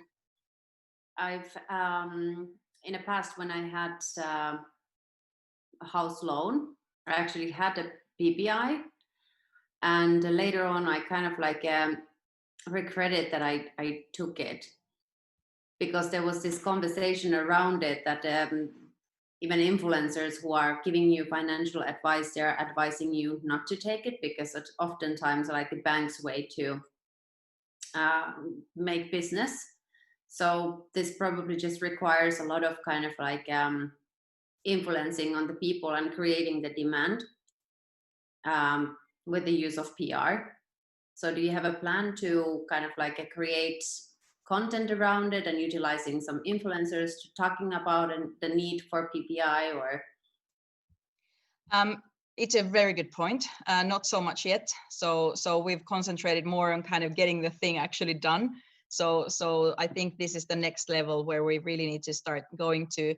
And the interesting part in the markets is that because there is a lot of competition in a way that there are a lot of insurance companies who don't offer PPI, and their sales speech, even through influencers, is that you don't need that because you can take our product, which is better, but they are completely different. And so a lot of those people who talk about in the public, they don't know what they talk about because they don't have the product. So they just make those claims on a false kind of assumptions in order to promote their products. So this is kind of, you know, it needs a lot of kind of thinking how to kind of impact that thing, because having worked with PPIs, I have a PPI myself, which I think is the probably, you know, having worked in that company, having decided a huge number of claims, I myself have it. So, you know, that's how much I believe in the product. So it's I'm sure that this is one of the best products in the market, as long as it's sold properly, understood properly, and claimed properly. So I think like increasing the awareness about the product and the content and what does it cover and what does it not cover, it's very essential in the sales as well. But good points. Very good. We're running a bit out of time. I hope, Anu, you got something out of this. There's a few things to work out for sure, and I do relate to what Miia said about this payment protection insurance, PPI, for those who joined and still wonder what PPI is. So payment protection insurance, but for sure influencers, and as Nimrod said, your client should become your ambassadors. Sounds good. that would be the key there. Let's go with Hanna for the sake of time. We got 25 minutes. We each had about 25 minutes anyway, so that's perfect timing. And Hanna, while you start sharing your screen, just introduce yourself shortly and we take it from there. Yes. So I'm Hanna Kekkonen. I have been working in a big enterprise, one of the biggest chemical companies maybe in the world, my whole career. I have been kind of a entrepreneur or intrapreneur, so I come up with all kind of ideas that makes the digital convenience better for our customers. So the last 5 years, I have worked a lot with data. So I'm a data professional. Also worked a lot about the data sharing mindset and looking at data as a valuable asset. So I understand the power of, let's say, sharing data. So this is now the canvas. We have been, I'm the fortunate because I have a lot of really good contacts that are also passionate about this topic. So Nimrod, just like you, the same situation. I guess you are passionate about tech, so this is why you have your startup company, and I'm kind of passionate about sustainability and circular economy, especially circular economy, because the global economy right now, only 8.6% is circular. So we cannot continue like this. And the problem is a bit that we don't see waste as a sexy thing. So we tend to hide the waste and we are not dealing with waste. When I go to the supermarket and I want to understand, because I have also 3 kids and we eat a lot of spaghetti and pasta with tomatoes. I go to the supermarket and I see the tomato, it's in glass, it's in cans, it's in Tetra Pak. So how should I know which one to choose? And I'm really concerned. My 14-year daughter, she's in this Greta Thunberg movement, and she says we have to do something, and she's scared about her future. And a lot of people feel the same way. So it has been amazing the last week brainstorming about this idea, how many people want to help and contribute. So the core problem is that the customer does not feel comfortable buying products. This could be a B2B customer, this could be a consumer customer. Another problem is when you start thinking about circular partnership. The traditional transactional supplier-customer relationship is not used to partnership. So you have big companies with big sales forces, and they are skilled in selling their own brand. So it's very difficult, let's say, to step into this different way of partnering. So this is basically the problem that we have now, let's say, written. So is this understandable for you? Is it too general? What would you say? Should I continue talking about the solution? Mm-hmm. Let's talk about let's talk more about the solution, like, because the problem is a bit general. That I mean, it sounds more like a mission to me at this moment, that I want to empower global circular economy as much as possible. But I want to go deeper into the psychology of the consumer and how you're going to tap into that psychology to help them. Or you're not tapping into the consumers. You're saying, all right, there is this market share of consumers who are deeply concerned about empowering the circular economy, and I want to create a shopping experience especially for them. So I'm going to tap into the shopping experience itself, to the retailers, etc., or to the manufacturers themselves. So how, like, what's the business here? What kind of Okay, so maybe we can look at the high-level concept. Just a moment, I have to get used to this tool. So here we have the high-level concept. So maybe you can imagine kind of a Tinder for sustainable companies.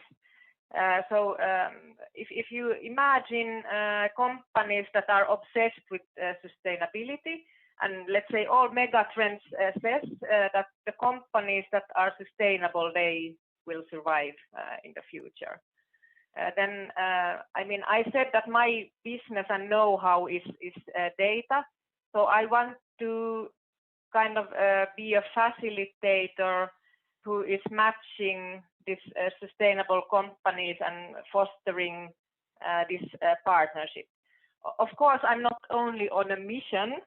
I also know the limitations in big corporates, let's say, and digital selling and marketing is really in the child's shoes.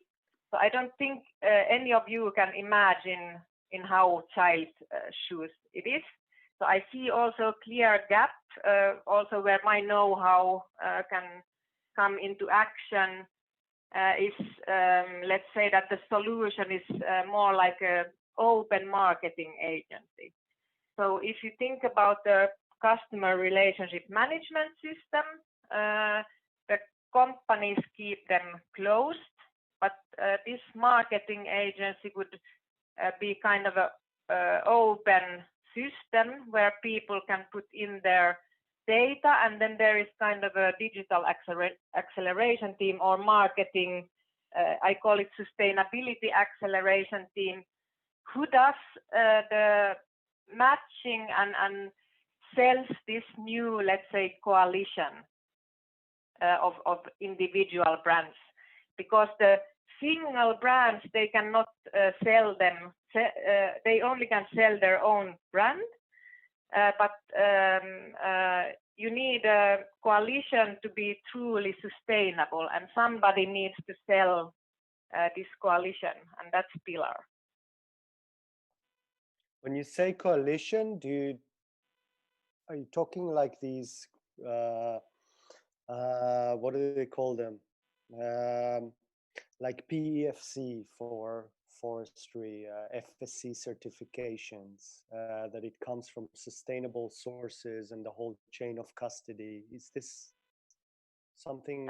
Yes, I imagine somehow to give, let's say, the true power to the consumer to make the worthy choice, but it's completely impossible to make the, or as a buyer, so it's impossible to make the worthy choice, because there is like tons of different certifications, and there is a lot of data, but what of this big amounts of data is qualified? So it should be the consumer that kind of triggers a new partnership, but if you think about the circularity, we would like to focus on the buyer and then the waste, because waste is a valuable resource. So we have to make waste sexy, and then see if we can be a waste broker. So as you see, we are very early in the, let's say, ideation phase, but I think it makes, let's say, sense to, because if big brands starts this partnership, it's difficult to trust them. So that's also kind of an unfair advantage. So if you have a small neutral startup, it's maybe more trustworthy and can facilitate this partnership.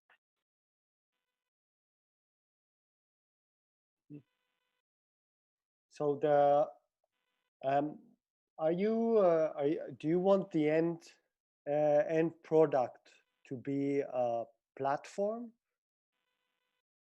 or yes. an app, or what is it exactly that you're? Yeah, the end product is kind of an open CRM system. So I'm also thinking about the data economy. So if we think that data is an asset, people could put in their data into this platform, and then magic happens.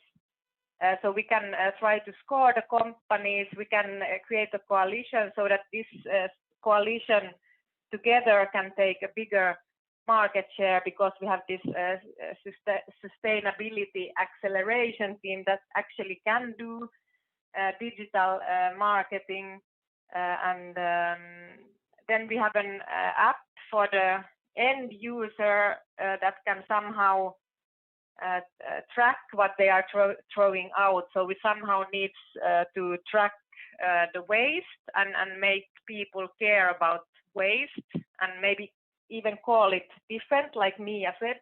Maybe we should not call it waste, something else. And then look for whom can this waste be a valuable resource.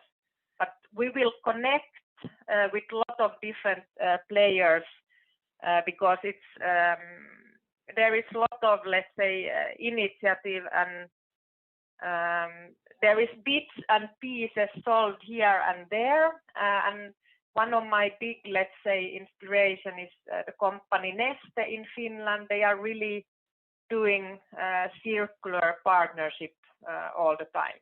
So that's probably what I would like to do, to talk to them and understand a little bit better as a next step. What is the difficulties? Because I liked what Neste was saying. They said you have to bake the cake before you slice it. And this is, of course, often the problem with these partnerships, that the big, let's say, individual brands start already to take the pieces before the cake is baked. Mm-hmm.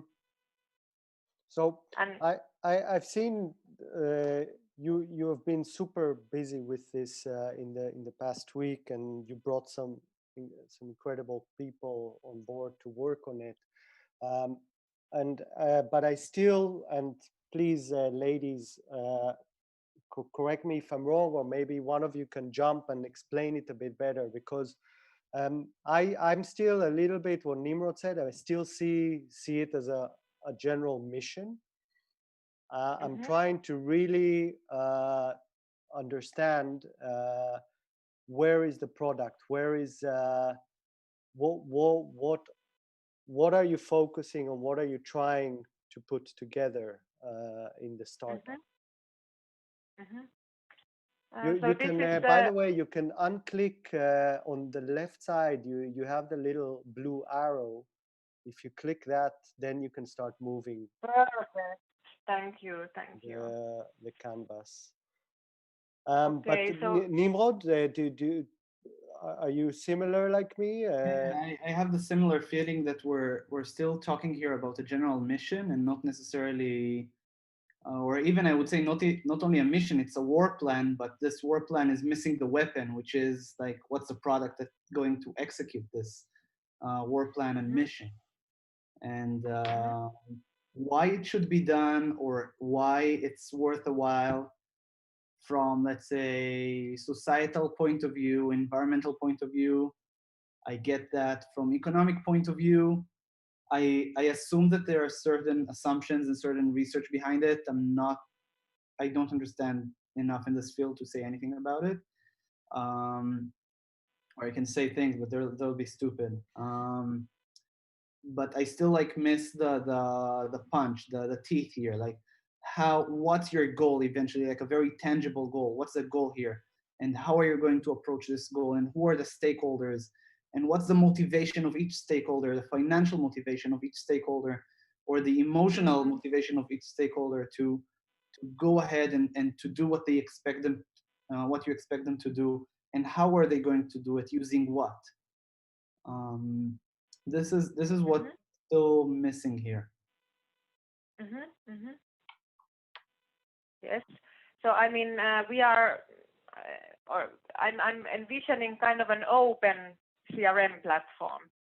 So if you think about Salesforce, for example, as a very famous product for customer relationship management, these are all closed. So even in a big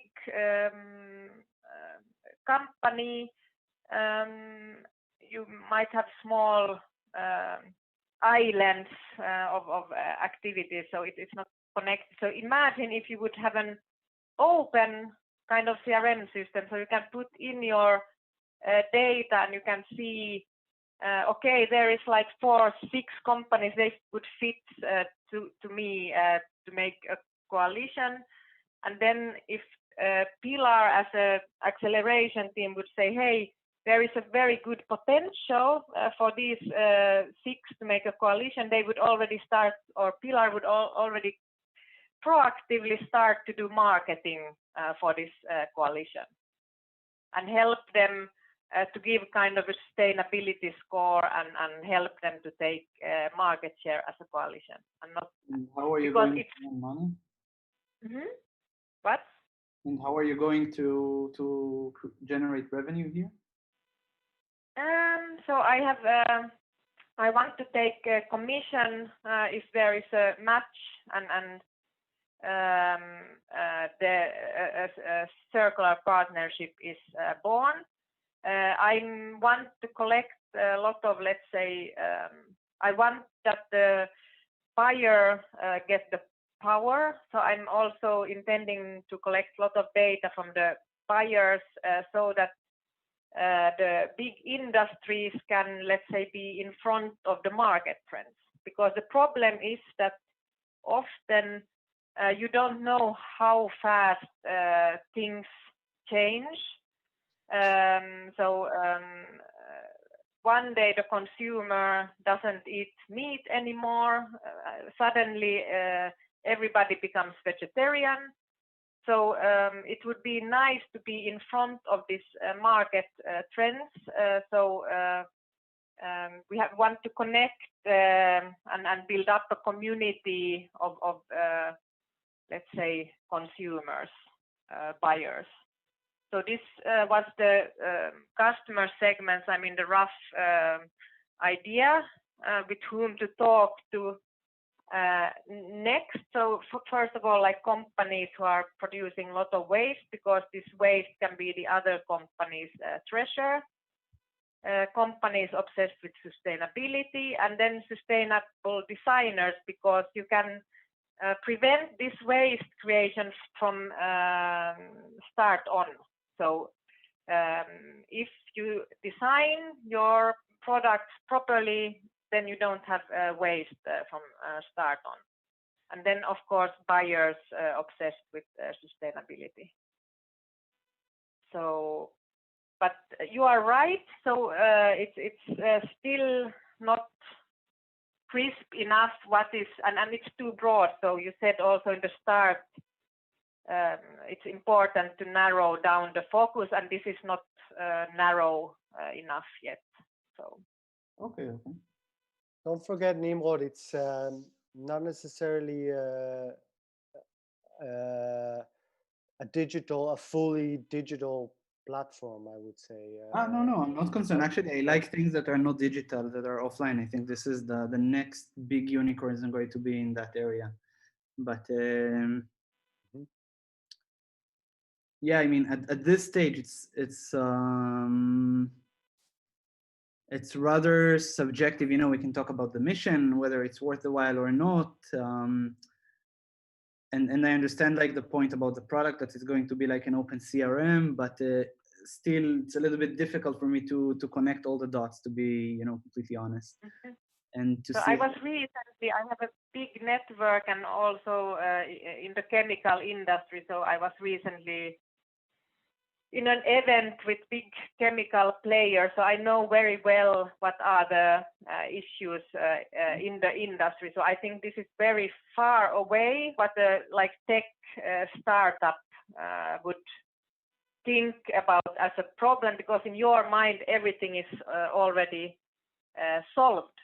So I think we have to look from where we are coming from. So there is really, let's say, things to be solved there, and some gaps. So maybe perhaps like so. Obviously, your background is in the chemical industry.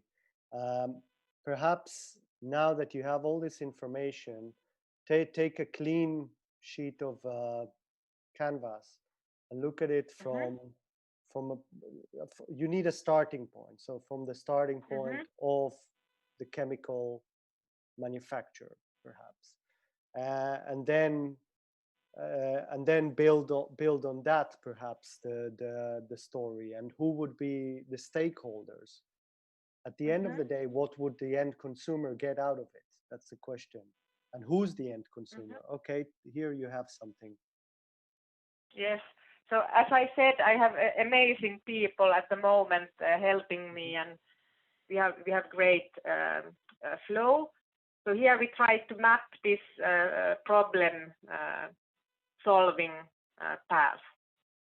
So we are aware it's difficult because it's such a big topic, and as you say, but we are trying to develop exactly this problem solving path in a better way. Nimrod, what is your experience? Someone going B2B and B2C at the same time? Usually it doesn't work. It's just too much for one company and one team to do. And company structure, DNA, stakeholders, executive, and experience and knowledge you would need to have is just too broad to start from. So usually having two business models to start with is not a good idea. It just means that there is potential, which is great. But if I were you, I would try to identify like which one has the bigger potential to go there. Mm-hmm. But So actually, I would really like from this last session is not necessarily about the B2B and B2C models. Is what I would try and improve is actually the pitch, because you had here a very good experience talking to me or to which we don't have much experience in your industry, and we don't really understand completely what's in your head. I'm sure that like you have the most amazing idea, and that in your head it makes perfect sense, but delivering it to us within 1 or 2 or 3 minutes is so important. Like we need to be able to understand it extremely fast, and that's a thing that I would focus on in this stage. How can you communicate the idea in the most simplest and easiest way, so that a complete ignorant person like me, that I don't understand anything in the chemical industry or in circular economy, I would catch it immediately. All right, this is what she does. This is why it matters. This is how it's going to make money. This is how she's going to grab a decent market share, and that I'll be able to understand even if I don't know the industry. So that's a really, really important part of it, because eventually you're going to need to hire people, and not all the people are going to be from the chemical industry. If you need to develop some software, not necessarily they're going to be from the chemical industry. Additionally, marketing people and those kind of things. And of course, raising an investment. Most of the investors probably do not come from the chemical industry. So raising investment is also a very important part of it, and doing the storytelling right is an essential part. So I would also try and focus on that area. I will send you on the Slack channel to all of you a little bit about more the pitch, and we can definitely. It is one of the topics that we will cover. Look, we're running over time. Some of us need to get back to work. Karla, I know you're a bit of pressure in time, so we're gonna have to cut it off here. Any final thoughts, Nimrod? I just wish you the best of luck. I see that you're very passionate and that you're willing to take risks. And founding a startup is obviously not only taking the risks, but also bearing the sacrifices, and there will be some sacrifices. So I'm always inspired, to see that. And I hate to need to say that I'm happy to see more female founders. I just hate the fact that it needs to be said, but it needs to be said. I am happy to see that. And I wish also in Israel I would see that more and more, and worldwide. And it's a shame that we need to acknowledge it and to empower it, and it's not something just natural that it's already being empowered. So hopefully, in the next few years, it wouldn't be a big deal, because there will be more female founders and more successful companies that are run by amazing ladies. So and I'm happy to support it. And like as a final note, I'd be more than happy to accompany you in this journey. And if you have any question or if you want any additional feedback, I can give you my email address. Feel free to send me anything. I'm really, I'm super busy now, but I will definitely find out some time, carve out some time to help you guys. And I wish you all the best of luck. I think like each and every idea here has the potential, and it's great to see it. I'm lucky to be part of it. Thank you very much. Excellent, Nimrod. Great wrap up. Thank you very, very much. Yes, and these female founders, these entrepreneurs are on a mission much greater than just these sessions. I believe Miia said it, Hanna said it on LinkedIn. You've been very active. You can tag Nimrod now on LinkedIn. This will create even a bigger effect towards Israel. And Karla, you're free to go. Thank you so much. All right, guys. she needs to head back to work. Nimrod, terrific to have you here. And Tim, take us to commercial, and we'll see you again next Wednesday at 1 p.m. CET Frankfurt time. See you. Thank you.